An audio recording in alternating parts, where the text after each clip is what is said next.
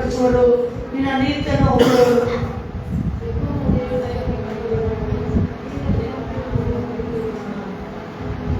ಯೆಹೋವನು ಸರ್ವೋಪಕಾರಿಯು, ತಾನು ನಿರ್ಮಿಸಿದವರನ್ನೆಲ್ಲ ಕರುಣಿಸುವಾತನಾಗಿದ್ದಾನೆ.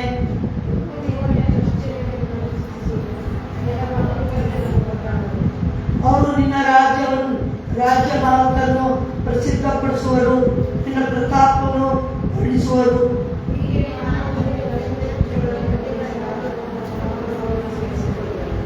ನಿನ್ನ ರಾಜ್ಯವು ಶಾಶ್ವತವಾಗಿದೆ, ನಿನ್ನ ಆಳ್ವಿಕೆಯು ತರತರಕ್ಕೂ ಇರುವುದು.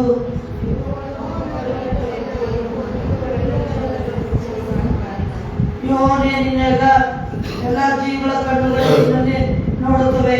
ನೀನು ಅವುಗಳಿಗೆ ಹೊತ್ತಿಗೆ ಆಹಾರವನ್ನು ಕೊಡುತ್ತಿ.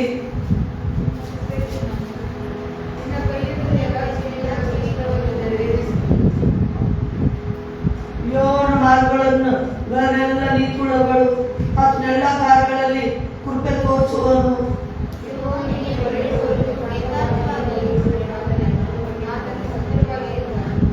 ತನ್ನಲ್ಲಿ ಭಯಭಕ್ತಿಯುಳ್ಳವರ ಇಷ್ಟವನ್ನು ನೆರವೇರಿಸುತ್ತಾನೆ, ಅವರ ಕೂಗನ್ನು ಕೇಳಿ ರಕ್ಷಿಸುತ್ತಾನೆ.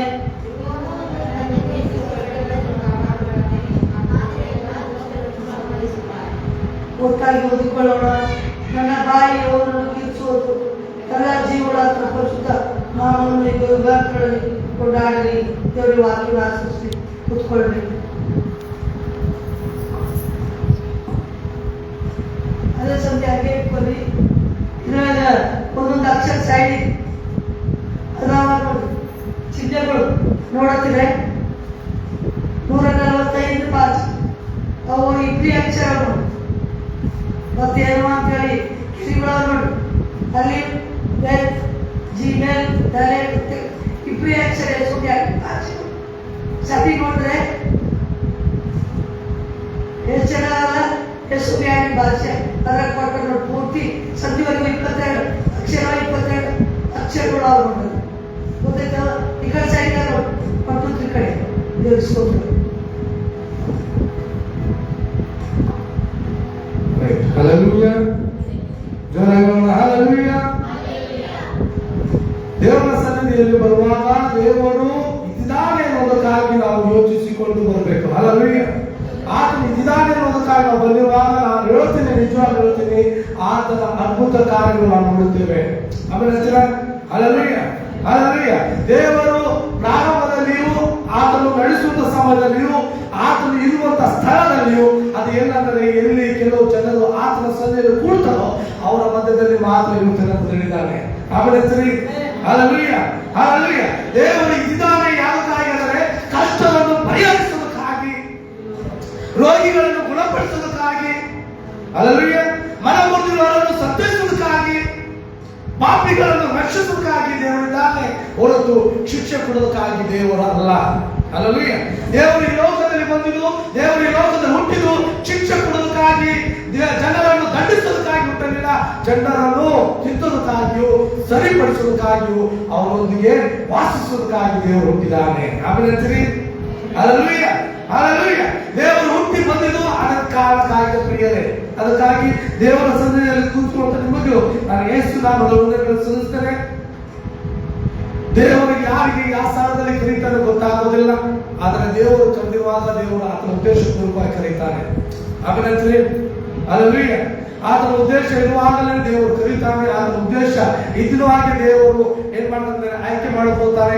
ಮತ್ತು ದೇವರ ಉದ್ದೇಶ ಇದ್ದಿರುವಾಗಲೇ ದೇವರು ಏನ್ ಮಾಡ್ತಾರೆ ಅಂದರೆ ಆತನ ಮಾರ್ಗವನ್ನು ಅವರ ಜನರಿಗಾಗಿ ತೆಗಿತಾರೆ ಪ್ರಿಯರೇ. ಅದಕ್ಕಾಗಿ ದೇವರ ಮಾರ್ಗದಲ್ಲಿ ಬಂದಿರುವಂತ ನಿಮಗೂ ನಾನು ಯೇಸು ನಾಮದಲ್ಲಿ ಸಲ್ಲಿಸ್ತೇನೆ. ಈ ಸಮಯದಲ್ಲಿ ನಾವು ದೇವರ ಸಂದೇಶಕ್ಕೆ ಹೋಗೋಣ. ದೇವರ ಸಂದೇಶದಲ್ಲಿ ನಾನು ಹೇಳೋಕೆ ಇಷ್ಟಪಡ್ತಾ ಇದ್ದೇನೆ. ಈಗೊಂದು ಟಾಪಿಕ್ ಆಗಿದೆ, ಡೋಂಟ್ ಟೇಕ್ ರಿವೆಂಜ್.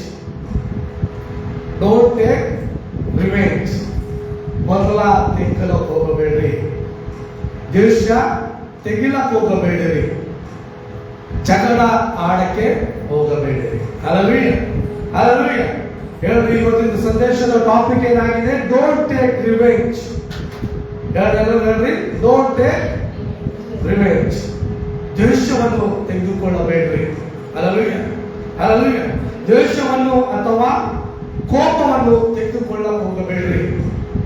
ಈ ದ್ವೇಷದ ಕುರಿತಾಗಿ ನಾನು ಹೇಳಕ್ ಇಷ್ಟಪಡ್ತಾ ಇದ್ದೀನಿ ಪ್ರಿಯರೇ. ಇವತ್ತಿನ ದಿವಸದಲ್ಲಿ ನಾವೆಲ್ಲರಿಗೆ ಒಂದೊಂದು ತರವಾಗಿ ಟೆನ್ಷನ್ ನಮ್ಮೆಲ್ಲರ ಜೀವನದಾಗ, ಒಬ್ಬರ ಜೀವನದಾಗ ಅಂತಲ್ಲ, ಪ್ರತಿಯೊಬ್ಬರ ಜೀವನದಾಗ ವ್ಯತ್ಯಾಸವಾಗಿರುವಂತ ಸಮಸ್ಯೆಗಳು, ವ್ಯತ್ಯಾಸವಾಗಿರುವಂತ ಟೆನ್ಷನ್ಗಳು, ವ್ಯತ್ಯಾಸವಾಗಿರುವಂತ ಏನಂತಾರೆ ಹೆಡ್ಡೇಕ್, ತಲೆ ನೋವು ಅಲ್ಲೂಯ್ಯ ಇರುವಂತದ್ದಾಗಿದೆ ಪ್ರಿಯರೇ. ಅಲ್ಲೂಯ್ಯ ಅಂತ ನೋವುಗಳಲ್ಲಿ, ಅಂತ ಕಷ್ಟಗಳಲ್ಲಿ, ಅಂತ ಒಂದು ದ್ವೇಷದಲ್ಲಿ ಸಹ ನಾವು ಇವತ್ತು ಕೂತಿದ್ದೇವೆಂದರೆ ದೇವರನ್ನು ಆರಾಧಿಸೋದಕ್ಕಾಗದರೆ ನಾವು ಒಳ್ಳೆಯದಾಗಿದ್ದೀವಿ. ನಾವು ಹೇಳ್ತೀರಾ ಅಲ್ಲೂಯ್ಯ. ನಾವು ಒಳ್ಳೆಯದಾಗಿದ್ದ ಕಾರಣಕ್ಕಾಗಿದೆ ಅಂತ ಒಂದು ಸಿಚುವೇಶನ್ ದಲ್ಲಿ ಸಹ ನೀವು ದೇವರ ಸನ್ನಿಧಿಯಲ್ಲಿ ಕೂತಿದ್ದೀವಿ ಅಂದರೆ ನಮ್ಮಲ್ಲಿ ಒಳ್ಳೆತನ ತುಂಬಿದೆ. ಆಮೇಲೆ ಹೇಳ್ತೀರಾ ಅಲ್ಲೂಯ್ಯ. ಅದಕ್ಕಾಗಿ ನಿಮಗೋಸ್ಕರ ನೀವೇ ಚಪ್ಪಾಳೆ ತಂದುಕೊಂಡು ಒಂದ್ಸಾರಿ ನೀವೇ ಜೋರಾಗಿ ಚಪ್ಪಾಳೆ ತರಬೇಕು. ಎಲ್ಲರೂ ಏನೇನೋ ಅಂತಾರೆ ಇವತ್ತು ದಿವಸದಲ್ಲಿ, ಹೌದಲ್ಲ? ಅವನು ಚಕಡಾನು ಆಗ್ತಾರೆ, ಅವನು ಚಕಡ ಆಗ್ತಾರೆ ಎಲ್ಲ, ಅವ್ರು ಏನೇನೋ ಹೆಸರುಗಳು ಇರ್ತಾರೆ. ಆಗ ದೇವರು ಚಕಡಗಳು ಅಂತಂದು ಇಟ್ಟಿಲ್ಲ, ನನ್ನ ಮಗಳು ನನ್ನ ಮಗನು ಅಂತ ಹೆಸರು ಇಟ್ಟಿಲ್ಲ. ಆಮೇಲೆ ಅಂತೀರ ಅಲ್ಲೂಯ್ಯ ಅಲ್ಲೂಯ್ಯ.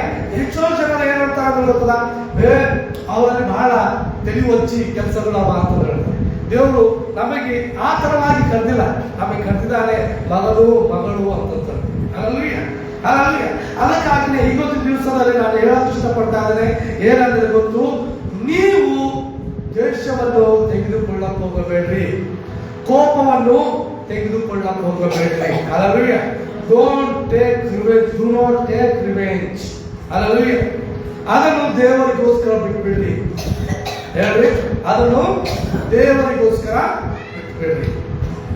ದೇವರು ಹೇಳಿದ್ದಾರೆ, ನಿಮ್ಮ ಕಷ್ಟಗಳು ನನ್ನ ಮೇಲೆ ಹಾಕ್ರಿ, ನಿಮ್ಮ ದ್ವೇಷಗಳು ನನ್ನ ಮೇಲೆ ಹಾಕ್ರಿ, ನಿಮ್ಮ ಚಿಂತೆಗಳು ನನ್ನ ಮೇಲೆ ಹಾಕ್ರಿ, ನಾನು ಅದಕ್ಕೋಸ್ಕರ ಯುದ್ಧ ಮಾಡುವೆನು.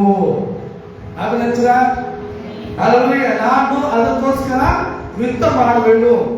deuteronomiಯಲ್ಲಿ ಧರ್ಮೋಪದೇಶಕಾಂಡ 32ನೇ ಅಧ್ಯಾಯ 35ನೇ ವಚನದ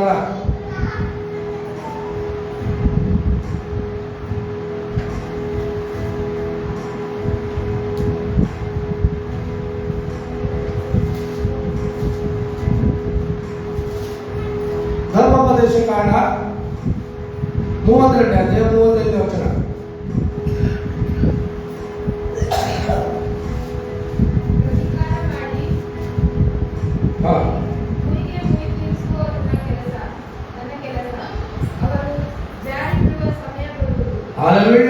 ಅವರು ಜಾರಿ ಬೀಳುವಂತ ಸಮಯ ಬರುವುದು.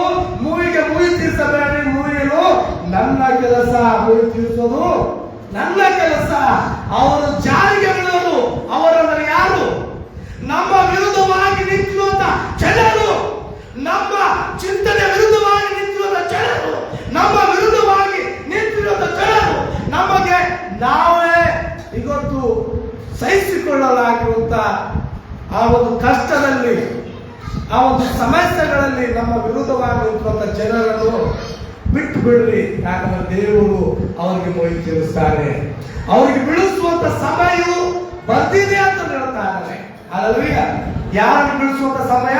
ನಿನ್ನ ವಿರುದ್ಧವಾಗಿ, ಅಲ್ಲೂಯ್ಯ, ನಿನ್ನ ವಿರುದ್ಧವಾಗಿ ನಿಂತಿರುವಂತ ಆ ಜನ ಇವತ್ತು ಕೂರಿಯಾಗಿ ನಿಂತಿರ್ಬೋದು. ದಾವೀದನಿಗೆ ಅಥವಾ ಇಸ್ರಾಯೇಲ್ ಜನರಿಗೆ ಒಬ್ಬ ವ್ಯಕ್ತಿ ಕೂರಿಯಾಗಿ ನಿಂತಿದ್ರು, ಮನುಷ್ಯಾಲಿ. ಅವ ಎತ್ತರದಲ್ಲಿ ಎಷ್ಟು ಫೀಟ್ ಇದ್ರಂತೆ? 9 ಅಡಿ. ಅಲ್ಲೂಯ್ಯ. ಸುಮಾರು ಇಲ್ಲ ಅಂದ್ರೆ ಒಂದು 10 ಫೀಟ್ ತನಕ. 10 ಫೀಟ್ ಅಂದ್ರೆ ಈ ಛತ್. ಅಲ್ಲೂಯ್ಯ. 10 ಫೀಟ್ ಅಂದ್ರೆ ಎಷ್ಟು? ಈಗ ನಾವು ನೋಡ್ತಾ ಇದ್ದಲ್ಲ ನಮ್ಮ ಛತ್, ಇದಕ್ಕ 10 ಫೀಟ್ ಅಂತ. ಇಷ್ಟು ಎತ್ತರ ಇರುವಂತ ವ್ಯಕ್ತಿ ಇಸ್ರಾಯೇಲ್ ಜನರ ವಿರುದ್ಧವಾಗಿ ನಿಂತ. ಇಸ್ರಾಯೇಲ್ ಜನರ ವಿರುದ್ಧವಾಗಿ ನಿಂತಿರುವಾಗ ಎಲ್ಲ ಇಸ್ರಾಯೇಲ್ ಜನರು ಏನ್ ಮಾಡಿದ್ರು ಅಂದ್ರೆ, ಅವನ ಬಲ ನೋಡಿದ್ರು, ಅವನ ಎತ್ತರ ನೋಡಿದ್ರು, ಅವನ ಕಟ್ಸ್ಗಳು ನೋಡಿದ್ರು, ಅಲ್ಲೂಯ್ಯ, ಅವನ ಕೋಪಗಳು ನೋಡಿದ್ರು. ನೋಡಿಕೊಂಡು ಏನ್ ಮಾಡಿದ್ರು ಗೊತ್ತದ? ಅವರೆಲ್ಲರೂ ಏನಾದ್ರು ಹೆದರ್ಕೊಂಡು, ಅಲ್ಲೂಯ್ಯ, ಅವರೆಲ್ಲರೂ ಏನಾದ್ರು ಹೆದರ್ಕೊಂಡು. ಯಾವ್ದಕ್ ನೋಡಿ ಅವನ ಎತ್ತರ ನೋಡಿ, ಅವನ ಬಲ ನೋಡಿ, ಅವನ ಖರ್ಚುಗಳು ನೋಡಿ ಅವ್ರು ಏನ್ ಮಾಡಿದ್ರು? ಅವ್ರು ಮರ್ತ್ಬಿಟ್ಟರು ಸಮುದ್ರ ನೀರು ಎಲ್ಲದೂ ಮುಳುಗಿಸುವಂತ ನೀರು ಅದು ವಿಭಾಗ ಮಾಡುವಂತ ದೇವರಿಗೆ ಮರ್ತು ಬಿಟ್ಟಿದ್ರು. ಅವ್ರು ಮರ್ತು ಬಿಟ್ಟಿದ್ರು ಅಂತ ಬಂಡೆ. ಆ ಬಂಡೆ ಯಾರು ಹೊಡ್ಲಿಕ್ಕೆ ಸಾಧ್ಯ ಇಲ್ಲ. ಒಂದು ಕೋಲು, ಒಂದು ಕಟ್ಟಿಗೆ ನಿಂದ ಮಾತ್ರ ಹೊಡಿತು. ಅದರಲ್ಲಿ ಸಿಹಿಯಾಗಿರುವಂತ ನೀರು ಬಂದಿರುವಂತ ಕಾರ್ಯ ಮರ್ತು ಬಿಟ್ಟಿದ್ರು. ಅಲ್ಲವೀಗ ಅವ್ರು ಮರ್ತು ಬಿಟ್ಟಿದ್ರು. ಅವ್ರ ಅರಣ್ಯದಲ್ಲಿ ಅವರಿಗೆ ಸರ್ಪಗಳು ಏನ್ ಮಾಡ್ತಾ ಇದ್ರು? ಹಿಂದ್ಗಡೆ ಬಂದು ಕಚ್ತಾ ಇರ್ತಿತ್ತು. ಅಲ್ಲವೀಗ ಅವ್ರಿಗೆ ಸರ್ಪಗಳು ಏನ್ ಮಾಡ್ತಾ ಇದ್ವು? ಕಚ್ತಾ ಇದ್ದಿದ್ವು, ಸಾಯಿಸ್ತಾ ಇತ್ತು. ಅಂತ ಸಮಯದಲ್ಲಿ ಕಾಪಾಡುವಂತ ದೇವರ ಕಾರ್ಯಗಳು ಅವ್ರು ಮರ್ತು ಬಿಟ್ಟಿದ್ರು.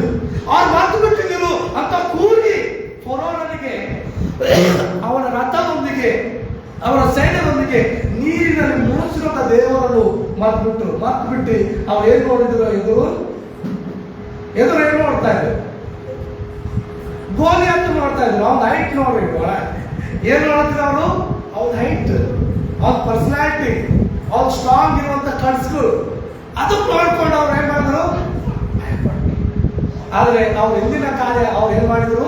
ಮರ್ತು ಬಿಟ್ಟಿದ್ರು. ಅಂತ ಕೂಲಿಯಾಗಿರುವಂತ ಫರೋಹನಿಗೆ ದೇವರು ಹೇಗೆ ಬೋಧಿಸ್ತಾ, ಅವನನ್ನು ಹೇಗೆ ಬಿಡಿಸ್ತಾ, ಅವನನ್ನು ಹೇಗೆ ಕೊಡ್ತಾ ಎನ್ನುವಂಥದ್ದು ಅವ್ರು ಏನ್ ಮಾಡಿದ್ರು? ಮರ್ತು ಬಿಟ್ಟರು. ಹಲ್ಲೆಲೂಯಾ. ಇಡೀ ಲೋಕದಲ್ಲಿ ಆ ಕಾಲದಲ್ಲಿ ಸ್ಟ್ರಾಂಗ್ ದೇಶ ಎನ್ನುವಂಥದ್ದೇ ಈಜಿಪ್ಟ್ ದೇಶ. ಅಂತ ಈಜಿಪ್ಟ್ ದೇಶದಲ್ಲಿ 10 ಉಪದ್ರವ ಬಂದಿರುವಂತ ಕಾರ್ಯಗಳು ಮರ್ತು ಬಿಟ್ಟರು. ಹಲ್ಲೆಲೂಯಾ. ಅಂತ ಬಲಶಾಲಿ ಆಗಿರುವಂತ ರಾಜ ಆ ಮೋಶೆ ಮುಂದುಗಡೆ, ಇಸ್ರಾಯೇಲ್ ಜನ ಮುಂದುಗಡೆ ಬಿಕ್ಕಿ ಅಳುವಂತ ಕಾರ್ಯಗಳು ಅವ್ರು ಮರ್ತು ಬಿಟ್ಟಿದ್ರು. ಹಲ್ಲೆಲೂಯಾ. ಏನ್ ನೋಡ್ತಾ ಇದ್ರು? ನಾವು ಎದುರುಗಡೆ ಬಂದಿರುವಂತದ್ದು ಕ್ಷಣದಲ್ಲಿ ಬಂದದವು. ವರ್ಷದಲ್ಲಿ ಇದ್ದಿಲ್ಲ, ಹೌದಲ್ಲ? ಎಲ್ಲ ವರ್ಷಗಳಲ್ಲಿ ದೇವ್ರು ಜಯ ಕೊಡ್ತಾನೆ ಬಂದ. ಚಿಕ್ಕಂದು ಹಿಡ್ಕೊಂಡು ನೋಡ್ರಿ, ಪ್ರತಿಯೊಂದು ಕಾರ್ಯದಲ್ಲಿ ನಿಮಗೆ ಸಮಸ್ಯೆಗಳು ಬಂದಿಲ್ಲ. ಪ್ರತಿಯೊಂದು ಕ್ಷಣದಲ್ಲಿ ನಿಮಗೆ ಕಷ್ಟಗಳು ಬಂದವಲ್ಲ. ಆ ಕಾರ್ಯಗಳನ್ನ ದೇವ್ರು ಹೆಂಗೆ ಜಯ ಕೊಟ್ಟು ನಮ್ಮದು ನೀವು ಮರ್ತು ಬಿಡ್ತಾ ಇದ್ದಾರೆ. ಇವತ್ತು ಗೋಲಿಯಾತ್ ನೋಡ್ತಾ ಇದ್ದಾರೆ. ಹಲ್ಲೆಲೂಯಾ. ಆ ಇಸ್ರಾಯೇಲ್ ಜನರು ಅದೇ ಮಾಡಿದ್ರು ಪ್ರಿಯರೇ. ಅವ್ರು ಏನ್ ಮಾಡಿದ್ರು? ಎತ್ತರವಾಗಿರುವಂತ ಗೋಲಿಯಾತ್ ನೋಡಿದ್ರು, ಅವ್ನ ಕಡ್ಸ್ಕೊಂಡು ನೋಡಿದ್ರು, ಅವ್ನ ಬಲ ನೋಡಿದ್ರು, ಅವನು ಚೀರಾಡಕ್ಕೆ ಕೂಗುವಂತ ಶಬ್ದ ನೋಡಿದ್ರು. ನೋಡೇನ್ ಮಾಡಿದ್ರು? ಎಲ್ಲೋ ಭಯಪೀಡಿತರಾಗಿ ಮುಚ್ಕೊಂಡು. ಆ ಕಾಲದಲ್ಲಿ ಸೌಲ್ ಮಹಾಶೂರನು ಅಂತ ನೆನೆಸಿಕೊಂಡಿರುವಂತ ಸೌಲ್, ಅಲ್ಲವೇ ಯುದ್ಧಗಳಲ್ಲಿ ಮಹಾವೀರನು ಅನಿಸಿಕೊಂಡಿರುವಂತ ಸೌಲ್, ಚಕ್ರವರ್ತಿ ಅಂತಾರಲ್ಲ, ಆ ಪಟ್ಟ ಅವನಿಗೆ ಬಂದಿರುವಂತದ್ದು ಚಕ್ರವರ್ತಿ ಅಂತ. ಅಲ್ಲವೇ ಸಾಮ್ರಾಟ್ ಎನ್ನುವಂಥದ್ದು ಶಬ್ದ. ಯಾಕಂದ್ರೆ ಆ ಸುತ್ತಮುತ್ತ ದೇಶದಾಗ ಸೌಲು ಮಾತ್ರನೇ ಜಯ ಕೊಡ್ತಾ ಇದ್ರು, ಹೊರತು ಬೇರೆ ಯಾರು ಜಯ ಕೊಟ್ಟಿಲ್ಲ. ಅಲ್ಲವೇ ಅಂತ ಬಲಶಾಲಿ ಆಗಿರೋ ಸೌಲು ಸಹ ಏನ್ ಮಾಡ್ದ? ಹೆದರ್ಕೊಂಡ. ಯಾಕೆ ಹೆದರ್ಕೊಂಡ? ಅವನು ಹೈಟ್ ನೋಡಿ, ಅವನ ಶಕ್ತಿ ನೋಡಿ, ಅವನ ಬಲ ನೋಡಿಕೊಂಡು ಹೆದರ್ಕೊಂಡ. ಅಲ್ಲವೇ ಅವರೆಲ್ಲರೂ ಯಾಕೆ ಹೆದರ್ಕೊಂಡ್ರು? ಇಸ್ರಾಯೇಲ್ ಜನರು ಯಾಕೆ ಹೆದರ್ಕೊಂಡ್ರು? ಅವನ ಬಲ ನೋಡಿದ್ರು, ಅವನ ಹೈಟ್ ನೋಡ್ಕೊಂಡು ಏನ್ ಮಾಡಿದ್ರು? ಹೆದರ್ಕೊಂಡ್ರು. ಅವ್ರು ಮರ್ತ್ಬಿಟ್ಟರು. ಏನಂದ್ರೆ ಗೊತ್ತಾ? ಒಬ್ಬ ಗಿಡಿಯೋನು 300 ಜನ ತಗೊಂಡು ಫಿಲಿಸ್ಟಿಯನ್ನರಿಗೆ ಕೊಂದು ಹಾಕಿರುವಂತ ಕಾರ್ಯ ಮರ್ತು ಬಿಟ್ಟಿರೋ. ಅಲ್ಲವೇ ಎಷ್ಟು? ಕೇವಲ 300 ಜನ ತಗೊಂಡು ಸಾವಿರಾರು ಫಿಲಿಸ್ಟೈನ್ಸ್ ಕೊಂದು ಹಾಕಿರುವಂತ ಕಾರ್ಯ ಅವ್ರು ಏನ್ ಮಾಡಿದ್ರು? ಆದ್ರೂ ನೋಡ್ತಾ ಇದ್ರು. ಎದುರು ಏನ್ ನೋಡ್ತಾ ಇದ್ರು ಗೊತ್ತದ? ಏನ್ ನೋಡ್ತಾ ಇದ್ರು? ಗೋಲಿಯಾತನಿಗೆ. ಈಗ ನಮ್ಮ ಜೀವನದಲ್ಲಿ ಸಹ ನಾವು ಪ್ರಿಯರೇ ಅದನ್ನೇ ಮಾಡ್ತಾ ಇದ್ದೀವಿ. ನಾವು ನೋಡ್ತಾ ಇದ್ದೇವೆ, ಅವ್ರ ಬಲ್ಲಿರುವಂತ ಜ್ಞಾನಕ್ಕೆ ನೋಡ್ತಾ ಇದ್ದೇವೆ, ಅವ್ರ ಬಲ್ಲಿರುವಂತ ಹಣದಲ್ಲಿ ನೋಡ್ತಾ ಇದ್ದೇವೆ, ಅವ್ರ ಬಲ್ಲಿರುವಂತ ದ್ವೇಷಕ್ಕೆ ನೋಡಿಕೊಂಡು ಹೆದರ್ಕೊಂಡು ಕೂಡ್ತಾ ಇದ್ದೀವಿ. ಹಲ್ಲೆಲೂಯಾ. ಮಚ್ಚಿಕೊಂಡು ಕೂಡ್ತಾ ಇದ್ದೀವಿ. ನಮಗೂ ಸಹ ಅವ್ರ ಮೇಲೆ ಕೋಪ ಬರ್ತಾ ಇದೆ, ಸಿಟ್ಟು ಬರ್ತಾ ಇದೆ. ಅವ್ರ ಮೇಲೆ ನಾವು ದ್ವೇಷ ತೆಗೆದುಕೊಳ್ಬೇಕು ಎನ್ನುವಂತ ನಮಗೂ ಸಹ ಕೋಪ ಇದೆ ಪ್ರಿಯರೇ. ಹಲ್ಲೆಲೂಯಾ. ಆದರೆ ದೇವರು ಹೇಳ್ತಾನೆ, ಅವರ ಮೇಲೆ ಏನ್ ಮಾಡಬೇಡ, ಮೊಯ್ಯಿ ತೀರ್ಸಕ್ ಹೋಗ್ಬೇಡ. ಅವರ ಮೇಲೆ ಏನ್ ಮಾಡಬೇಡ, ಮೊಯ್ಯಿ ತೀರ್ಸಕ್ ಹೋಗ್ಬೇಡ. ಅವರನ್ನು ಏನ್ ಮಾಡು, ಅವರನ್ನು ಮಾಡು. ಇಂಥ ಮಾತು ಯಾರಾದರೂ ಹೇಳಿದಾರ? ಇವತ್ತಿನ ತನಕ ನಮಗೆ ಕಷ್ಟಗಳು ಬಂದಾದ್ರಿ ನಮ್ಮ ಕಡೆ ವಿರೋಧವಾಗಿ ಬರ್ರಿ ಅಂದಿನಾಗ ಯಾರಾದ್ರೂ ಹೇಳಿದಾರ? ನೀ ಸುಮ್ಮನೆ ಕೊಡುವಾಗ ನಾನ್ ನಿನ್ ಸ್ವಲ್ಪ ಹೋಗಿ ಜಗಳ ಆಟ ನಿನ್ ಕಡೆ ಅಂತಂದ್ರ, ನಾನ್ ನಿನ್ ಕಡೆ ಅವ್ರು ಬದಲಾ ತೆಕ್ಕೋತೆ ಅಂತ ಹೇಳಿದಾರ? ನಾನ್ ನಿನ್ ಕಡೆ ಹೋಗಿ ಅವ್ರ ಕಡೆ ಯುದ್ಧ ಮಾಡ್ತೆ ಅಂತ ಹೇಳಿದಾರ? ಆದ್ರೆ ನಿಮ್ಮ ಸೃಷ್ಟಿಕರ್ತ ಹೇಳ್ತಾನೆ, ಹಲ್ಲೆಲೂಯಾ, ನಿಮ್ಮನ್ನು ಹುಟ್ಟು ಮಾಡ್ತಾ ದೇವರು ಹೇಳ್ತಾನೆ, ಅವರನ್ನು ಬಿಟ್ಟು ಬಿಡು, ನಾನು ಅವರಿಗೆ ಮೊಯ್ಯಿ ತೀರಿಸ್ತೇನೆ, ಅವರು ಬೀಳುವಂತ ಸಮಯ ಬಂದಿದೆ. ಹಲ್ಲೆಲೂಯಾ, ಅವರು ಬೀಳುವಂತ ಸಮಯ ಬಂದಿದೆ. ಯಾರು ನಿನ್ನ ವಿರುದ್ಧವಾಗಿರ್ತಾರೋ ಅವರು ಬೀಳುವಂತ ಸಮಯ ಬಂದಿದೆ. ಹಲ್ಲೆಲೂಯಾ. ಈಗ ಯಾಕೆ ದೇವರು ನಮಗೆ ದ್ವೇಷ ತೆಗೆದುಕೊಳ್ಬೇಡ ಅಂತ ಹೇಳ್ತಾರೆ? ಯಾಕೆ ಹೇಳ? ನಮಗೂ ಕೈಗಳವ, ಅವ್ರಿಗೆ ಕೈಗಳವ, ನಮಗೆ ಬಾಯವ, ಅವ್ರ ಹತ್ರನೇ ಬಾಯಿದೆ. ಅಲ್ರಿ, ನಮ್ಮಲ್ಲಿ ಸಿಗ್ತದ, ಅವರಲ್ಲೇ ಸಿಗ್ತದ? ಅದನ್ನೆಲ್ಲ ಏಷನ್ ಹೇಳುತ್ತೆ ನಮಗೆ ಸಿಗ್ತದ ಅಂತ ಎಲ್ಲರಿಗಲ್ಲ, ಹೌದಲ್ಲ? ಆ ಸಿಟ್ಟು ಏನ್ ಮಾಡ್ತಾ ಹೋಗ್ತದ, ಒಂದೊಂದ್ ಸಾರಿ ನಾವು ಏನ್ ಮಾಡ್ತಿದ್ರು, ಆ ಸಿಟ್ಟು ಬೇರೆಯವ್ರಿಗೂ ಸಿಟ್ಟು ಮಕ್ಕಳನ್ನ ತೆಗಿತಾರೆ. ಪಟ್ ಪಟ್ ಪಟ್ ಪಟ್ ಹೊಡಿ ಹೊಡಿ ಏನ, ಯಾರೋ ಮನೆದು ಹಿಂದ್ಗಡೆ ಸಿಟ್ಟಾಗ ಮಾಡ್ತಾರ, ಮಕ್ಕಳನ್ನ ತೆಗಿತಾರೆ. ಯಾಕೆ ಹೋದ್ರಿ ಅಲ್ಲಿ ಹೋಗೋಣ ಅಂತ ಹೇಳಿದೆಲ್ಲ, ಅವ್ರು ಸ್ವಲ್ಪ ಕೂಡೋಣ ಅಂತ ಹೇಳಿದೆಲ್ಲ ಅಂತ ಏನ್ ಮಾಡ್ತಾರ, ಪಟ ಪಟ ಪಟ ತನ್ನ ಮಕ್ಕಳಿಗೆ ಹುಡ್ಕೊತಾರೆ. ಏನ್ ಮಾಡ್ತಾರೆ ಹೇಳಿ, ತನ್ನ ಮಕ್ಕಳಿಗೆ ಹುಡ್ಕೊತಾರೆ, ಹೌದಲ್ಲ? ಮತ್ತ ಯಾರಾದ್ರೂ ಸಿಟ್ಟು ಏನ್ ಮಾಡ್ತಾರ, ಎಲ್ಲಿ ಹೋಗಿ ತೆಗಿತಾರೆ ಲಾಸ್ಟಿಗೆ. ಅವ್ರ ಮನೆ ನಡೆಯತ್ತ ತಿಳ್ಕೊಂಡು ಮುಂಚೆನೆ ಹಿಡ್ಕೊಂಡು ಸಂಜೆ ತನಕ ಎಲ್ಲ ಕೋಪ ಬಂತ, ನಡೆದಾಗ ರಾತ್ರಿ ಗಂಡ ಸಾಕಾಗಿ ಬರ್ತಾರೆ, ಬರಡಿಗೆನೆ ಅಷ್ಟ ಆಟ. ಮನೆ ಜಗಳ ಯಾರೋ ಹೋಯ್ತು, ಹಲ್ಲೆಲೂಯಾ ಹಲ್ಲೆಲೂಯಾ. ಒಂದು ಮಕ್ಕಳ ಹೋಯ್ತದ, ಇನ್ನೊಂದು ಏನು ಹೋಯ್ತದ, ಗಂಡನ ಮೇಲೆ. ಹಲ್ಲೆಲೂಯಾ. ಯಾರ ಮೇಲೆ ಹೋಯ್ತದ, ಇನ್ನೊಂದು. ಪಾಪ ಕೆಲಸ ಮಾಡಿ ಸಾಕಾಯ್ತವ, ಮನೆಗೆ ಬಂದು ಉಳ್ಬೇಕು ಮಗ್ಬೇಕು ಅಂದಿರ ಸ್ಟಾರ್ಟ್ ಆಯ್ತು. 2ನೇ 3ನೇ ಅಥವಾ 10ನೇ ಮಹಾಭಾರತ. Hallelujah hallelujah. ಈ ತರ ಕಾರ್ಯಗಳು ನಾವು ನೋಡ್ತೇವೆ, ಹೌದಲ್ಲ? ಆದರೆ ದೇವರು ಹೇಳ್ತಾರೆ, ನಮ್ಮ ಸಿಟ್ಟು ಎಲ್ಲಿ ತೆಗೆದುಕೊಳ್ಬೇಕು, ನಮ್ಮ ಕೋಪ ಎಲ್ಲಿ ಮಾಡಬೇಕು, ನಾವು ಯಾರ ಮುಂದಗಡೆ ಕೋಪ ತೆಗಿಬೇಕು? ಹಲ್ಲೆಲೂಯಾ. ಯಾರ ಮುಂದಗಡೆ ನಾವು ನಮ್ಮ ಸಿಟ್ಟನ್ನು ತೆಗಿಬೇಕು? ಅಥವಾ ಯಾಕೆ ದೇವರು ನಮಗೆ ಸಿಟ್ಟು ಮಾಡಬೇಡ ಅಂತ ಹೇಳ್ತಾ ಇದ್ದಾರೆ? ಯಾಕೆ ನೀವು ಕೋಪ ಮಾಡಬೇಡ ಅಂತ ಹೇಳ್ತಾ ಇದ್ದಾರೆ? 2 ಕೊರಿಂಥದವರಿಗೆ ಬರೆದ ಪತ್ರಿಕೆಯಲ್ಲಿ 7ನೇ ಅಧ್ಯಾಯ ಅದರ 11ನೇ ವಚನ ಓದೋಣ.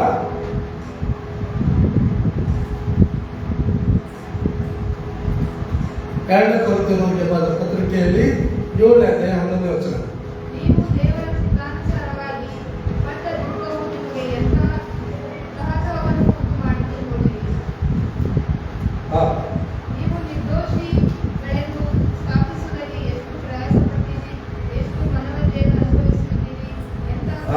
ನೋಡ್ರಿ, ನೀವು ಯಾಕೆ ಕೋಪ ಮಾಡ್ತೀರಿ ಮಕ್ಕಳ ಮೇಲೆ ಗಂಡ ಮೇಲೆ ಅಂದ್ರೆ ಗೊತ್ತದ, ನಾನು ನಿರ್ದೋಷಿ ಆಗಿದೆ, ನನಗದು ಸಹಿಸ್ಕೊಳಕ್ ಆಗೋಂಟದ, ದೇವ್ರ ಚಿತ್ತಾನುಸಾರವಾಗಿನೇ ನಾನು ಏನ್ ಮಾಡ್ತಾ ಇದ್ದೀನಿ, ಕೆಲಸ ಮಾಡ್ತಾ ಇದ್ದೀನಿ, ಕಾರ್ಯ ಮಾಡ್ತಾ ಇದ್ದೀನಿ ಎನ್ನುವಂತ ಆ ಒಂದು ರಿವೆಂಜ್, ಆ ಒಂದು ಕೋಪ ನಾವೇನ್ ಮಾಡ್ತಾ ಇದ್ದೀವಿ ಅಂತ ಗೊತ್ತಾ?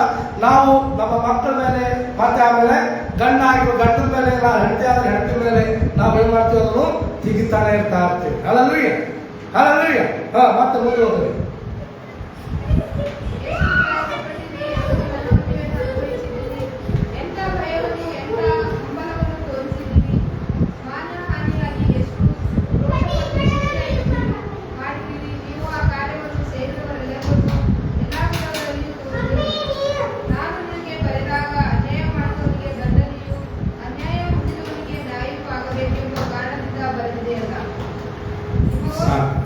ಹಲ್ಲೆಲೂಯಾ.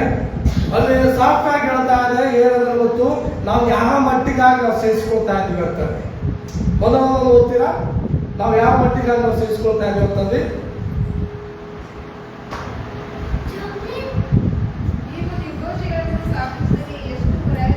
ನೀವು ನಿರ್ದೋಷಿಗಳೆಂದು ಸ್ಥಾಪಿಸೋದಕ್ಕೆ ಎಷ್ಟೋ ಪ್ರಯಾಸಗಳನ್ನು ಪಟ್ಟು ಎಷ್ಟೋ ಮನೋವೇದನೆಗಳು ನೀವೇನ್ ಮಾಡಿರಿ, ಅನುಭವಿಸಿದಿರಿ. ನೀವು ನಿರ್ದೋಷಿಗಳಾಗಿದ್ದೀರಿ. ನಿಮ್ಮಲ್ಲಿ ಆ ತಪ್ಪಿಲ್ಲ, ಆ ಒಂದು ದ್ವೇಷನೇ ಇಲ್ಲ, ನನ್ನ ಯೋಚನೆ ಅಂತದ್ದು ಇದ್ದಿದ್ದಿಲ್ಲ ಎನ್ನುವುದಕ್ಕಾಗಿ ಎಷ್ಟೋ ಮನೋವೇದನೆಗಳು ನೀವು ಪಟ್ಟಿದ್ದೀರಿ. ಎಂತ ಭಯವನ್ನು, ಎಂತ ಹಬ್ಬಲತೆಯನ್ನು ನೀವು ತೋರಿಸಿದ್ದೀರಿ. ಆ ಜನರು ಉಳಿಯೋದಾಗ ಆಗಿ ಬಂದಿರುವಾಗ, ಅಥವಾ ಬೈಯೋದಕ್ಕಾಗಿ ಬಂದಿರುವಾಗ, ಅಥವಾ ಅವ್ರ ಮೇಲೆ ನಿಮ್ಮ ಮೇಲೆ ಜಗಳಗಳನ್ನು ಆಡೋದಕ್ಕಾಗಿ ಬಂದಿರುವಾಗ ನೀವು ಎಂತ ಒಂದು ಭಯವನ್ನು, ಮನೋಲತೆಯನ್ನು ತೋರಿಸುವಂತರಾಗಿದ್ದೀರಿ.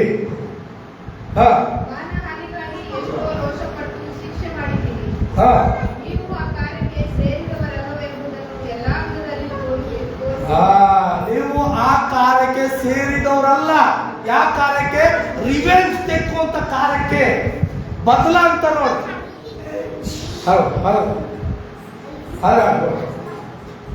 ರಿವೆಂಜ್ ತೆಕ್ಕುವಂತ ಕಾರ್ಯ. ರಿವೆಂಜ್ ಅಂತಂದ್ರೆ ಏನು? ಬದಲ. ರಿವೆಂಜ್ ಅಂದ್ರೆ ಏನು ಹೇಳಿ? ಬದಲ. ಅಲ್ಲವೇ? ಬದಲ ಎನ್ನುವಂಥದ್ದು ಬೇರೆ, ಕೋಪ ಎನ್ನುವಂಥದ್ದು ಬೇರೆ. ಬದಲ ಎನ್ನುವಂಥದ್ದು ಏನ್ ಮಾಡ್ತದ ಗೊತ್ತದ್ರಿ? ರಿವೆಂಜ್ ಎನ್ನುವಂಥದ್ದು ಅವು ಹೊಟ್ಟೆಗೆ ಇಟ್ಕೊಂಡಿದ್ದಾರ, ಲಾಸ್ಟಿಗೆ ಏನ್ ಮಾಡ್ತಾರ ಗೊತ್ತದ? ಸಾಯಿಸುವಂತ ಸ್ಥಿತಿಯಲ್ಲಿ ಬರ್ತದೆ. ಅಲ್ಲವೇ? ವೃದ್ಧಾಕುವಂತ ಸ್ಥಿತಿಯಲ್ಲಿ ಬರ್ತದವರು. ಅಲ್ಲವೇ? ಅದ ಕಡೆಗೆ ಹೇಳ್ತಾರ ನೋಡ್ರಿ, ಯಾವಾಗ ಬೀಜ ಬಿತ್ತುವಂತ ಸಮಯದಲ್ಲಿ ಹೇಳ್ತಾರ ನೋಡ್ರಿ, ಒಂದು ಬೀಜ ಮೊಳಕೆ ಊರಿನಾಗ ಆ ರೈತ ಏನ್ ಮಾಡ್ತಾರಂತ ಕಂಡುಕೊಳ್ತಾರ. ಈ ಬೀಜ ನಾ ಬಿತ್ತಿದ್ದು, ಈ ಬೀಜ ಬಿತ್ತದಲ್ಲ, ಇದು ಆ ಬೀಜಗ ಸುಡೋಕ್ಕಾಗಿ ಬಂದ. ನಾ ಬಿತ್ತಿರುವಂತ ಬೀಜಕ್ಕೆ ಏನ್ ಮಾಡದ? ಸುಳ್ಳೋಕ್ಕಾಗಿ ಹುಟ್ಟುತ್ತಾ ಇದ್ದವರು ಅನ್ನೋದಕ್ಕಾಗಿ ಅವ ಏನ್ ಮಾಡ್ತಾನ?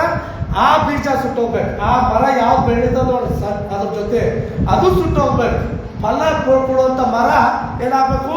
ಬೆಳಿಬೇಕು ಅನ್ನೋದಕ್ಕಾಗಿ ಅವ ಏನ್ ಮಾಡ್ತಾನ? ಒಂದು ಸಗ್ದಿರಸ ಕಳಿಸ್ತಾನ. ಇಲ್ಲ ಅಂತಂದ್ರೆ ಏನ್ ಮಾಡ್ತಾನ? ಆ ಸುಡುವಂತ ಮದ್ದು ಹಾಕ್ತಾನ ಅದನ್ನ. ಅಲ್ಲವೇ? ಅದಕ್ಕೆ ಏನ್ ಮಾಡ್ತಾನ? ಸುಡಿಸ್ತಾನ. ಅದ್ರ ಕಡೆ ನಮ್ಮಲ್ಲಿ ದೇವರು ಯಾಕೆ ನೀವು ಅದನ್ನು ಬಿಟ್ಟು ಕೊಡು ಅಂತ ಹೇಳ್ತಾ ಇದ್ದಾರೆ ಅಂದ್ರೆ, ನಿಮ್ಮಲ್ಲಿ ಅಂತ ಒಂದು ದ್ವೇಷದ ಕೋಪ ಹುಟ್ಟಬಾರ್ದು. ಅಲ್ಲವೇ? ದ್ವೇಷ ತೆಗೆದುಕೊಳ್ಳುವಂತ ಕೋಪ ಹುಟ್ಟಬಾರ್ದು. ಅದು ಹುಟ್ಟುವಂತ ಸಮಯದಲ್ಲೇ ತೆಗೆದುಬಿಡು. ಅದ್ರ ಔಷಧಿ ಏನಾಗುತ್ತದ? ಶ್ರಮ ಪಡಬಾರ್ದು. ಅಲ್ಲವೇ? ಈ ರಿವೆಂಜಿನ ಔಷಧಿನೇ ಏನು ಹೇಳ್ರಿ? ಕ್ಷಮಿಸುವಂತ. ಅಲ್ಲವೇ? ನಿಮಗೆ ಸತ್ಯವಾಗಿ ಹೇಳ್ತೇನೆ, ಇದ್ರ ಅರ್ಥನೇ, ಇದ್ರ ಮೂಲನೇ ಏನದ ಗೊತ್ತಾ? ಅವ್ರನ್ನ ನೀವು ಕ್ಷಮಿಸಬೇಕು. ಅವಾಗಲೇ ಆ ಒಂದು ಕೋಪ ಏನಾಗ್ತಂದ್ರೆ ಶಾಂತವಾಗಿ ಹೋಗ್ತಾರೆ. ಆ ಒಂದು ಸಿಟ್ಟು ಏನಾಗ್ತಂದ್ರೆ ಶಾಂತ ಆಗಿ ಹೋಗ್ತಾವೆ. ಆ ಒಂದು ಏನು ಅವ್ರಿಗೆ ಹಾಳು ಮಾಡ್ಬೇಕಂತ ನೋಡಿ ಅದೆಲ್ಲ ಏನಾಗ್ತದ? ಶಾಂತ ಆಗಿ ಹೋಗ್ತದೆ. ಅಲ್ಲವೇ? ನೀವು ಅಂಥವ್ರಿಲ್ಲ, ನೀವು ಒಳ್ಳೆಯವರೇ ಆಗಿದ್ದೀರಿ ಅಂತ ಪೌಲರು ಹೇಳ್ತಾ ಇದ್ದಾರೆ. ನೀವೇನಾಗಿದ್ದೀರಿ? ಒಳ್ಳೆಯವರೇ ಆಗಿದ್ದೀರಿ. ಅದಕ್ಕಾಗಿ ಬೋಯ್ ತಿಳಿಸುವಂತ ಕಾರ್ಯಗಳು ಮಾಡಬೇಡ್ರಿ. ಅದು ದೇವರ ಮೇಲೆ ಬಿಟ್ಟು ಬಿಡ್ರಿ. ಅಲ್ಲವೇ? ಮತ್ತೆ ವರ್ಷ ವಾರ್ತೆಯಲ್ಲಿ 5ನೇ ಅಧ್ಯಾಯ 39 ವಚನ ಓದೋಣ.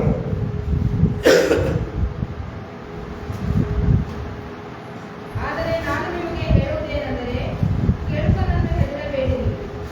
ಒಬ್ಬನು ನಿನ್ನ ಬಲಗೈಯ ಮೇಲೆ ಹೊಡೆದರೆ ಅವನಿಗೆ ಮತ್ತೊಂದು ಕೆನ್ನೆಯನ್ನು ಕೊಡು. ನಿನ್ನ ಸಂಗಡ ವ್ಯಾಜ್ಯ ಮಾಡಿ ನಿನ್ನ ಬಳಕೆಯನ್ನು ತೆಗೆದುಕೊಳ್ಳಬೇಕೆಂದರೆ ಅವನಿಗೆ ಮೇಲಂಗಿಯನ್ನು ಕೊಡು.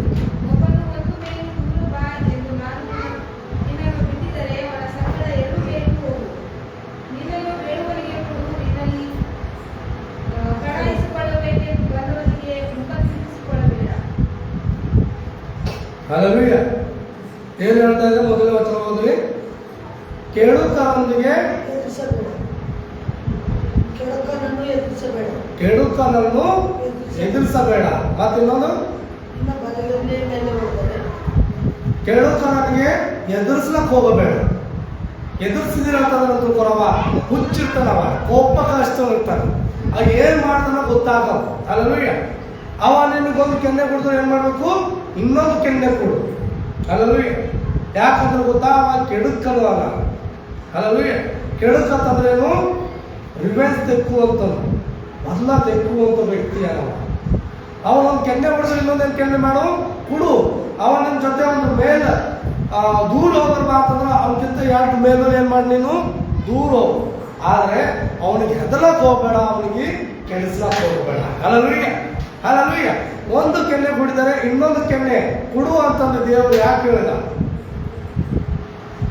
ಒಂದು ಕೆನ್ನೆ ಕುಡಿದರೆ ಇನ್ನೊಂದು ಕೆನ್ನೆ ಕುಡು ಅಂತಂದು ದೇವರು ಯಾಕೆ ಹೇಳಿದ ಅಂತಂದ್ರೆ, ನೀವು ಯಾವಾಗಲೂ ನೋಡಿದ್ದೀರಾ, ಒಂದು ಮಗುಗೆ ಯಾರಾದರೂ ಹುಟ್ಟಿದಾಗ ಅದು ಮಗು ತೀರನೆಲ್ಲ ಹುಡಿತ ತಿಳ್ಕೋರು, ಹುಡ್ದಿನ ತಿಳ್ಕೋರು, ಆ ಮಗು ಏನ್ ಬಂದು ಹೇಳ್ತಾರೆ? ಯಾರ ಹತ್ರ ಬಂದು ಹೇಳ್ತಾರೆ? ತಂದೆ ಹತ್ರ ಅಥವಾ ತಾಯಿ ಹತ್ರ ಬಂದು ಹೇಳ್ತಾರೆ. ಯಾಕೆ ಹೇಳ್ತಾರ? ಯಾಕೆ ಹೇಳ್ತಾರೆ? ಆ ಮಗು ಹುಡ್ಲಕ್ಕ ಏನಿಲ್ಲ, ಮನಸ್ಸಿಲ್ಲ ಅಥವಾ ಅದಕ್ಕೊಂದು ಶಕ್ತಿ ಇಲ್ಲ. ಅದೇನ್ ಮಾಡ್ತದ? ಶಕ್ತಿ ಇರುವಂತ ತಾಯಿಗೂ ಹೇಳ್ತದ, ಶಕ್ತಿ ಇರುವಂತ ತಂದೆಗೂ ಹೇಳ್ತದ, ಅಥವಾ ಅದಕ್ಕೆ ಮನಸ್ಸು ಇದ್ದಿದ್ದಿಲ್ಲ, ಅದ್ರ ಕಡೆ ಏನ್ ಮಾಡ್ತದ? ತಂದೆ ತಾಯಿ ಹೇಳಿ ಬಿಟ್ಟು ಬಿಡ್ತದ. Hallelujah, hallelujah. ಈಗ ಆ ತಂದೆ ಹತ್ರ ಬಂದು ಹೇಳಿದಾಗ ಅಥವಾ ತಾಯಿ ಹತ್ರ ಬಂದು ಹೇಳಿದಾಗ ಆ ತಾಯಿ ತಂದೆಗೆ ಏನ್ ಮಾಡ್ತಾರೆ ಹೇಳಿ? ಏನ್ ಮಾಡ್ತಾರೆ? ಯಾರು ಹೋದಾರೋ ಅವರಿಗೆ ಮೊಯ್ಲು ತೀರಿಸ್ತಾರೆ, ಕೇಳಕ್ ಹೋಗ್ತಾರೆ. ಹೌದಲ್ಲ? ಹಾಗಾಗಿ ಪರಲೋಕದಲ್ಲಿರುವ ನಿಮ್ಮ ತಂದೆ ಸಹ ಅದನ್ನೇ ಮಾಡ್ತಾನೆ. ಹಲ್ಲೆಲೂಯಾ. ಅವ್ರಿಗೆ ಬಿಡಿಸ್ತಾನೆ ಅಂತ ಹೇಳಿದ್ದಾರೆ, ಬಿಡಿಸ್ತಾನೆ. ಯಾರು ನಿಮಗೆ ಉಳಿದಿದರೋ, ಯಾರು ನಿಮಗೆ ನೋಂದಿಸಿದರೋ, ಯಾರು ನಿಮ್ಮ ಮೇಲೆ ಕೆಟ್ಟ ಕೆಟ್ಟ ಸುಳ್ಳನ್ನು ಹಾಕಿದರೋ ಅವ್ರಿಗೆ ದೇವರು ಹೇಳ್ತಾರೆ ಬಿಡಿಸ್ತೇನೆ. ಹಲ್ಲೆಲೂಯಾ. ನಾನು ಕಂಪಲ್ಸರಿ ಅವ್ರನ್ನು ಬಿಡಿಸ್ತೀನಿ ಅಂತ. ಹಲ್ಲೆಲೂಯಾ. ಕಂಪಲ್ಸರಿ ದೇವರು ಏನ್ ಮಾಡ್ತಾನೆ? ಅವರಿಗೆ ಬಿಡಿಸುವಂತ ಸಾಮರ್ಥ್ಯ ಕೊಡ್ತಾನೆ. ಕೊರೋನಾನಿಗೆ ಬಿಡಿಸ್ತಾನೆ ಅಂತಂದ್ರೆ ಗೊತ್ತಾ? ಅವನಿಗೆ ಬಿಡಿಸ್ತಾನೆ. Hallelujah, hallelujah. ಅದ ಕಾರಣ ನನ್ನ ಪ್ರಿಯ, ನಾನು ಹೇಳುತ್ತೀನಿ, ನೀವು ದೇಶವನ್ನು ತೆಗೆದುಕೊಳ್ಳಕ್ಕಾಗಿ ಹೋಗಿದರೆ ದೇವರು ಅಲ್ಲಿ ಕಾರ್ಯ ಮಾಡೋದಿಲ್ಲ. ನೀವು ದೇವ್ರ ಕಾರ್ಯ ನೋಡ್ಬೇಕಂತಂದ್ರೆ ನೀವು ಅವ್ರಿಗೆ ಕ್ಷಮಿಸಲಿ. ಹಲ್ಲೆಲೂಯಾ. ನೀವು ಅವ್ರಿಗೆ ಏನ್ ಮಾಡಿ ಕ್ಷಮಿಸಲಿ, ಅವಾಗ ದೇವ್ರ ಕಾರ್ಯ ನೀವು ನೋಡ್ತೀರಿ. ಆಮೇಲೆ ಅಂತೀರಿ ಹಲ್ಲೆಲೂಯಾ. ಅವಾಗ ನೀವೇನ್ ಮಾಡ್ತೀರಿ? ದೇವರ ಕಾರ್ಯ ಎದುರು ನೋಡ್ತೀರಿ. ಅದರ ಕಾರಣ ದೇವ್ರ ಕಾರ್ಯ ನೀವು ಎದುರು ನೋಡ್ಬೇಕಂತ ನನಗೆ ಗೊತ್ತು. ಅವರನ್ನು ನೀವು ಏನ್ ಮಾಡ್ಬೇಕು? ಕ್ಷಮಿಸ್ಬೇಕು. ನನಗೆ ಒಂದು ಸಾರಿ, ನಾನು ಇದನ್ನು ಹೇಳಿ ನಾನು ಮುಕ್ತ ಮಾಡ್ತೀನಿ. ಒಂದು ಸಾರಿ ನಮಗೆ ಒಬ್ಬ ಸ್ತ್ರೀ ಬಹಳಷ್ಟು ವಿರುದ್ಧವಾಗಿ ನಿಂತಿದ್ದಳು. ಅವ್ರು ಮಾತಾಡುವಂತ ಕಾರ್ಯ ಅದೆಲ್ಲ ಬಹಳ ಹೊಲಸಾಗಿತ್ತು. ಕೆಟ್ಟ ಕೆಟ್ಟ ನುಡಿಗಳು ಆಡ್ಬೇಕು, ಕೋಪ ಮಾಡ್ಬೇಕು, ಏನೇನೋ ಕಾರ್ಯ ಮಾಡ್ಬೇಕು. ಅವಾಗ ಆ ಹೆಣ್ಮಗಳಿಗೆ ನಾವು ಪೋಸ್ಟ್ ಸ್ಟೇಷನ್ ಹಾಕ್ಬೇಕು, ಅವಳನ್ನ ಬದಲಾ ತೆಕ್ಕೋಬೇಕು, ಆಕೆ ನಾವು ಏನೇನೋ ಮಾಡ್ಬೇಕಂತಂದು ಕನಸು ಕಾಣ ದ್ವೇಷ ತುಂಬೋಗಿತ್ತು ಆ ಹೆಣ್ಮಗಳನ್ನ. ಯಾಕಂದ್ರೆ ನಾವು ಸುಮ್ಮನೆ ಇದ್ದಿದ್ದೆವು, ಆದ್ರೆ ಹೆಣ್ಮಗಳು ಚೀರ್ತಾ ಇದ್ದೇವೆ. ನಾವು ಸುಮ್ಮನೆ ಇದ್ದಿದ್ದೆವು, ಆ ಹೆಣ್ಮಗಳು ಏನ್ ಮಾಡ್ತಿದ್ರು? ಕೋಪ ಮಾಡ್ತಾ ಇದ್ರು. ಹಾಗೆ ನಾವು ಜೈಲಿಗೆ ಹಾಕ್ಬೇಕು, ಪೊಲೀಸ್ ಸ್ಟೇಷನ್ ಹಾಕ್ಬೇಕು, ಏನೇನೋ ಮಾಡ್ಬೇಕಂತಂದು ಕಾರ್ಯ ಬಹಳಷ್ಟು ಯೋಚನೆ ಇತ್ತು. ಇದ್ರಾಗ ಅದು ಬಹಳ ವರ್ಷ ಹೀಗೆ ನಮ್ಮ ಮೇಲೆ ಜಗಳ ಆಡ್ಬೇಕು, ಜಗಳ ಆಡ್ಬೇಕು, ಅದು ವರ್ಷ ವರ್ಷ ವರ್ಷ ವರ್ಷ ನಡೀತಾನೆ ಹೋಯ್ತು. ನಡೀತಾ ಹೋದಾಗ ಅವಾಗ ನಾ ದೇವ್ರ ಹತ್ರ ಕೇಳಿದೆ, ದೇವರೇ, ನನ್ನ ವಿರುದ್ಧವಾಗಿ ನಿಂತಿರುವಂತ ಜನರು ನೀವು ಹೋಗಿ ತೀರಿಸಿದ್ರಿ, ಆದ್ರೆ ಈ ಹೆಣ್ಮಗಳು ಯಾಕೆ ನೀವು ಹೋಗಿ ತೀರಿಸಿಲ್ಲ? ನಾನೇ ತಪ್ಪಿದ್ದೇನು? ಆಕಿ ಸರಿ ತಿರ್ಬೇಕು, ಅದ್ರ ಕಡೆ ನೀವು ಹೋಗಿ ತೀರಿಸಿರ್ತೀರ. ಇಲ್ಲ ಅಂತಂದ್ರೆ ನನ್ನ ತಪ್ಪಿದಿರ್ಬೇಕು, ಅದ್ರ ಕಡೆ ಆಕಿ ಸರಿ ಇದಿರ್ಬೇಕು. ಅದಕ್ಕೋಸ್ಕರ ನೀವು ಏನ್ ಮಾಡ್ತಿಲ್ಲ, ಆ ಹೆಣ್ಮಗಳು ನಿಮ್ಮನ್ನ ಶಿಕ್ಷೆ ಕೊಟ್ಟಿಲ್ಲ, ಇನ್ನೂ ಸರಿಪಡಿಸಿರಿ ಎನ್ನುವುದಕ್ಕಾಗಿ ಏನ್ ಮಾಡಲ್ಲ, ತಿಳ್ಕೊಂಡು ಪ್ರಾರ್ಥನೆ ಮಾಡೋಕ್ಕಾಗಿ ಸ್ಟಾರ್ಟ್ ಮಾಡ್ತಾ ಇದ್ದಾಗಲ್ಲ, ಅವಾಗ ದೇವ್ರ ತೋರಿಸ್ತಾ. ಏನ್ ತೋರಿಸ್ತಾರ ಗೊತ್ತಾ? ದೇವ್ರು ಹೇಳ್ದ, ಮಲಕಿ ನೀ ಏನ್ ಮಾಡಿದೆ ಅಂತಂದ್ರೆ ಗೊತ್ತಾ? ಆಕಿನ ಕೋಪ ತೆಗೆದುಕೊಂಡಿದ್ದಿ. ನೀ ಕೆಲಸ ಮಾಡಿದ್ರೆ ನಾ ಯಾಕೆ ಮಾಡಲಿ? ನೀನೇ ಅವ್ರ ವಿರುದ್ಧವಾಗಿ ಜಗಳ ಆಡ್ತಿದ್ರು, ನಾ ಯಾಕೆ ಮಾಡಲಿ? ಹಲ್ಲೆಲೂಯಾ. ನಾ ಯಾಕೆ ಹೋಗ್ಲಿ ಅವ್ರ ಜೊತೆ? ನೀ ಅವಳಿಗೆ ಬಿಟ್ಬಿಡು, ಕ್ಷಮಾಪಣೆ ಮಾಡು, ನಿನ್ ಕಾರ್ಯ ನೀ ಮಾಡಿದ್ರೆ ನನ್ನ ಕಾರ್ಯ ನಾ ಮಾಡ್ತೀನಿ ಅಂತಂದ್ರೆ. ಹಲ್ಲೆಲೂಯಾ. ನಿನ್ ಕಾರ್ಯ ನೀ ಮಾಡು, ನನ್ನ ಕಾರ್ಯ ನಾ ಮಾಡ್ತೀನಿ ಅಂತ ದೇವ್ರು ಹೇಳಿದ. ಅವಾಗ ನಾನು ನೆನಪು ಮಾಡ್ಕೊಂಡು ಹೋಗಿಲ್ಲ. ನಾ ಅವಾಗ ಏನು ಮಾಡ್ತೀವಿ ಅಂದ್ರೆ ಯಾರು ನಾನು ಕೋಪ ಮಾಡ್ತೀವಿ ಅವ್ರಿಗೆಲ್ಲ ಕ್ಷಮಿಸ್ತೀನಿ.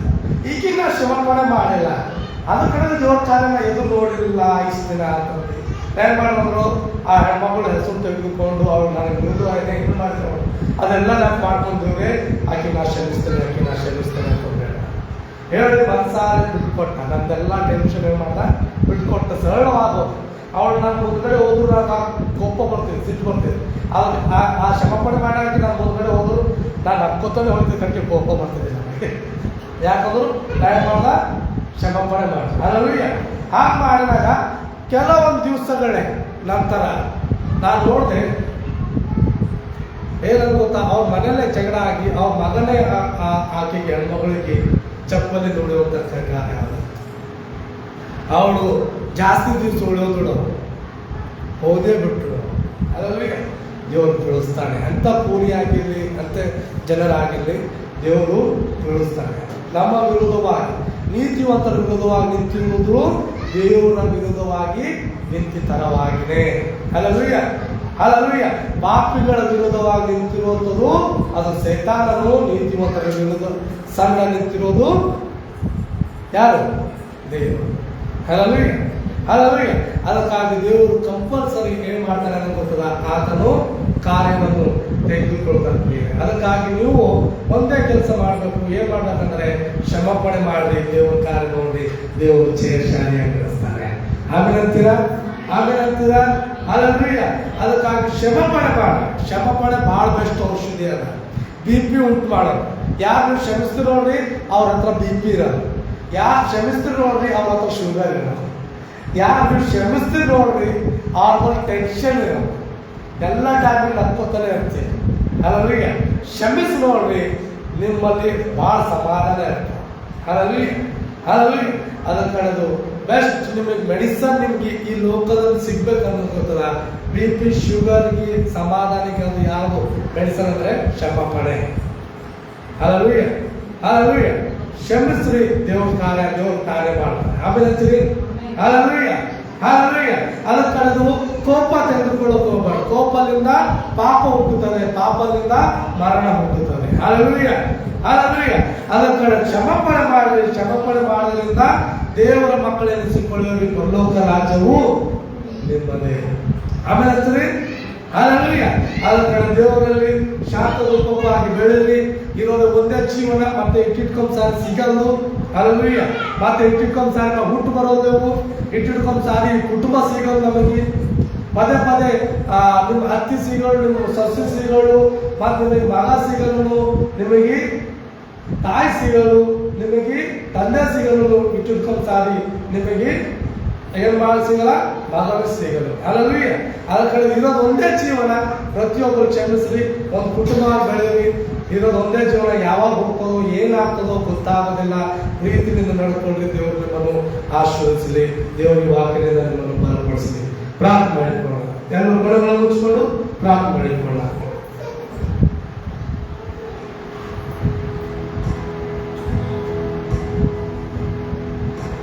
ನಾನು ಕೇಟ ಯೋಚನೆಯನ್ನು ಮಾಡದಂತೆ ನಿನ್ನ ವಾಕ್ಯದ ಧ್ಯಾನವನ್ನು ಮಾಡುವಂತೆ ಬೇಕೆಂದು ಮಾಡದಂತೆ ನನ್ನನ್ನು ಕಾಪಾಡು. ಬೇಕೆಂದು ಪಾಪವ ಮಾಡದಂತೆ ನನ್ನನ್ನು ಕಾಪಾಡು. ನನ್ನ ಹೃದಯದ ನನ್ನ ಬಾಯಿಯ ಮಾತುಗಳು ನಿನಗೆ ಸಮರ್ಪಕವಾಗಿರಲಿ. ಪರಿಶುದ್ಧನಾದಂತ ದೇವರೇ. ಹೌದಪ್ಪ ಅಶ್ವೇ, ನಾವು ಕೆಟ್ಟ ಆಲೋಚನೆಗಳು ಮಾಡಿಕೊಳ್ಳದೆ, ಅಪ್ಪ ಅಶ್ವೇ, ಕೆಟ್ಟ ನುಡಿಗಳನ್ನು ಆಡದೇನೆ ನಮ್ಮನ್ನು ಕಾಪಾಡಕಂತಾದ ಸ್ವಾಮಿ. ನಾವು ಬೇಕೆಂದು ಪಾಪ ನಾವು ಮಾಡದಂತೆ ನಮ್ಮನ್ನು ಕಾಪಾಡಪ್ಪ ಅಶ್ವೇ. ನಮಗೆ ಪಾಪದ ಕಡೆಗೆ ನಡೆಸಬೇಡ, ನಮಗೆ ಕೋಪದ ಕಡೆಗೆ ನಡೆಸಬೇಡ.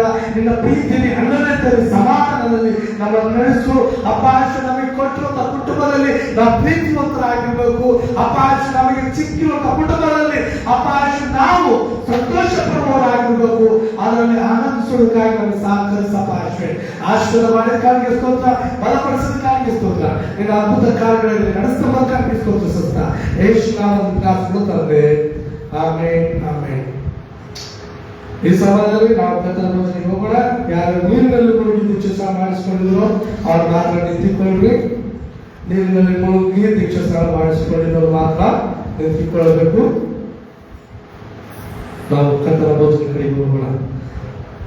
ಮೊದಲನೇ ಕೊರಿಂಥದವರಿಗೆ ಬಂದ ಪತ್ರಿಕೆಯಲ್ಲಿ 11ನೇ ಅಧ್ಯಾಯ ಅದರಲ್ಲಿ 23ನೇ ವಚನ. ನಾನು ನಿಮಗೆ ತಿಳಿಸಿಕೊಟ್ಟ ಉಪದೇಶವನ್ನು ಕರ್ತನಿಂದ ಹೊಂದಿದೆನು.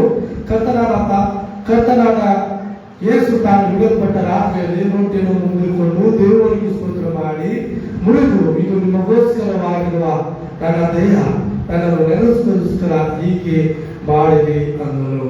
ದೇವರ ಪರಿಶುದ್ಧ ರೊಟ್ಟಿಗಾಗಿ ನಾವು ಪ್ರಾರ್ಥನೆ ಮಾಡಿಕೊಳ್ಳೋಣ. ಎಲ್ಲರೂ ಮುಚ್ಚಿಕೊಂಡು ದೇವರ ಪರಿಶುದ್ಧ ರೊಟ್ಟಿಗಾಗಿ ನಾವು ಪ್ರಾರ್ಥನೆ ಮಾಡಿಕೊಳ್ಳೋಣ. ತಂದೆಯವರಿಗೆ ಸ್ತೋತ್ರವನ್ನು ಸಲ್ಲಿಸ್ತಾ ಇದ್ದೇವೆ.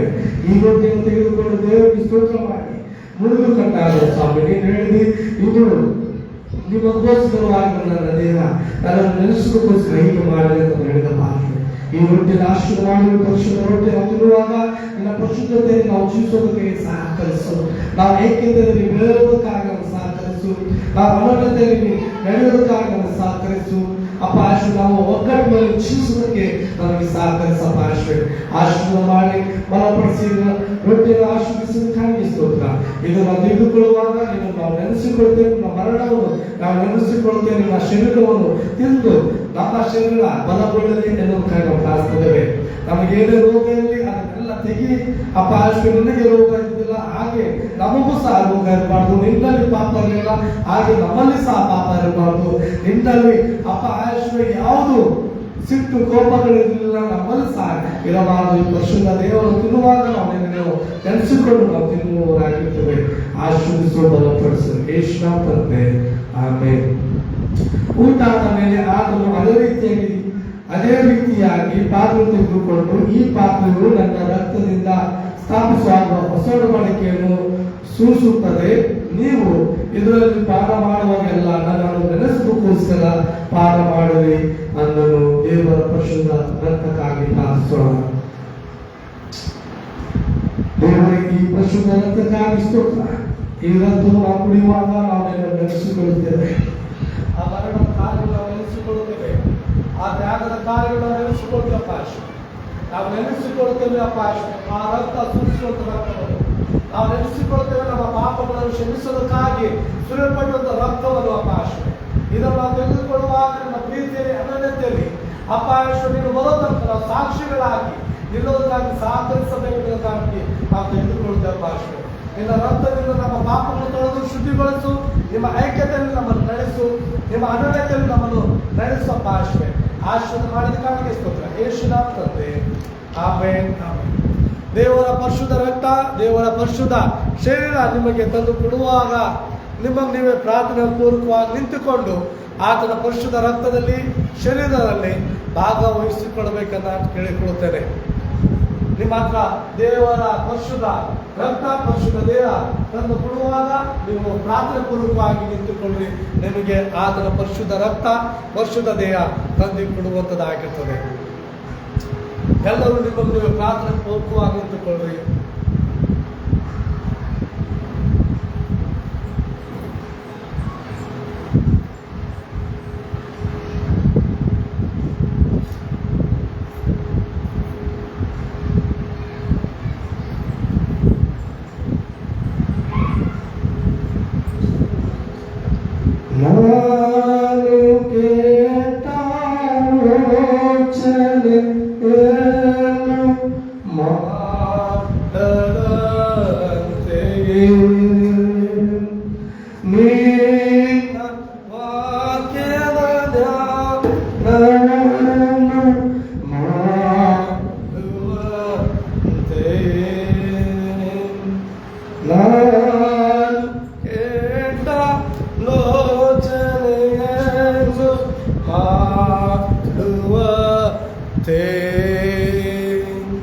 ನಿನ್ನ ವಾಕ್ಯದ ಧ್ಯಾನವನ್ನು ಮಾಡುವಂತೆಯೇ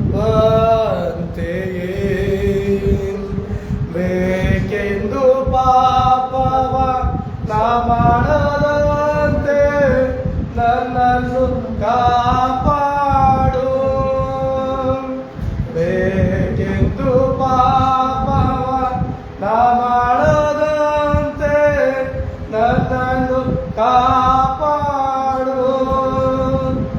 ನನ್ನ ಹೃದಯದ ಧ್ಯಾನವು ನನ್ನ ಬಾಯಿಯ ಮಾತುಗಳು ನಿನಗೆ ಸಮರ್ಪಕವಾಗಿರಲಿ. ಪರಿಶುದ್ಧನಾದಂತ ದೇವರೇ, ನಾವು ನಿಂತಿರುವಾಗ ಹಾಗೆ ಯಾರಿಗಾದರೂ ಕರ್ತನ ದೇಹ ಕರ್ತನ ರಕ್ತ ಸಿಗಿಲುವವರಾಗಿದ್ದರೆ, ನಿಮ್ಮ ಕೈಗಳನ್ನು ತೋರಿಸುವವರಾಗಿದ್ದರೆ ನಾವು ನಿಮಗೆ ತಂದು ಕೊಡುತ್ತೇವೆ.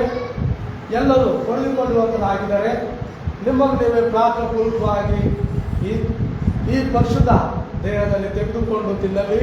ಎಲ್ಲರೂ ಒಟ್ಟಾಗಿ ಪರಿಶುದ್ಧ ದೇಹವನ್ನು ತೆಗೆದುಕೊಂಡು ತಿನ್ನೋಣ.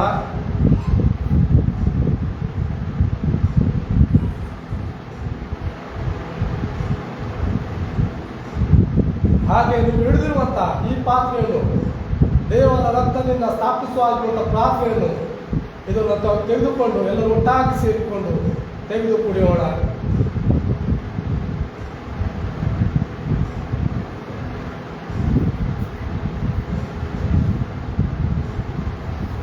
ಎಲ್ಲರೂ ಕೊಂಡಿರೋರಾಗಿದ್ದರೆ ಅದು ನಾವು ಅದಕ್ಕೆ ಪ್ರಾರ್ಥನೆ ಮಾಡಿಕೊಳ್ಳೋಣ. ನಾನು ಹೇಳಿದ ಪ್ರಕಾರವಾಗಿದೆ, ನೀವೆಲ್ಲರೂ ಹೇಳಬೇಕೆಂದು ನಾನು ಕೇಳಿಕೊಳ್ತೀನಿ. ಕರ್ತನಾದ ದೇವರೇ, ನಿನಗೆ ಸ್ತೋತ್ರ. ದೇವರೇ, ನಾನು ನಿನ್ನ ಶರೀರದಲ್ಲಿ ಮತ್ತು ನಿನ್ನ ರಕ್ತದಲ್ಲಿ ಪಾನ ಮಾಡಿದ್ದೇನೆ, ಪಾಲುಗೊಂಡಿದ್ದೇನೆ. ನನ್ನನ್ನು ಆಶೀರ್ವಾದ ಮಾಡು. ದೇವರೇ, ನೀನು ಬರೋ ತನಕ ನಾನು ಸಾಕ್ಷಿಯಾಗಿ ನಿಲ್ಲುತ್ತೇನೆ. ನನ್ನನ್ನು ಆಶೀರ್ವಾದ ಮಾಡು. ದೇವರೇ, ನೀನು ಯಾವಾಗ ಪರಲೋಕದಿಂದ ಬರುತ್ತೀಯೋ ಆ ಸಮಯದಲ್ಲಿ ನನ್ನನ್ನು, ನನ್ನ ಕುಟುಂಬದವರನ್ನು, ನನ್ನ ರಕ್ತ ಸಂಬಂಧಿಕರನ್ನು ನಿನ್ನ ಸನ್ನಿಧಿಯಲ್ಲಿ, ಅಂದರೆ ಪರಲೋಕದಲ್ಲಿ ಸೇರಿಸು. ಮತ್ತು ನಮ್ಮೆಲ್ಲರ ಹೆಸರುಗಳು ಜೀವಬಾಧ್ಯರ ಪಟ್ಟಿಯಲ್ಲಿ ಬರೆ. ಯೇಸು ನಾಮದಲ್ಲಿ ಆಮೇನ್. ಆಮೇನ್. ನಾವೆಲ್ಲ ಕೂತುಕೊಳ್ಳೋಣ.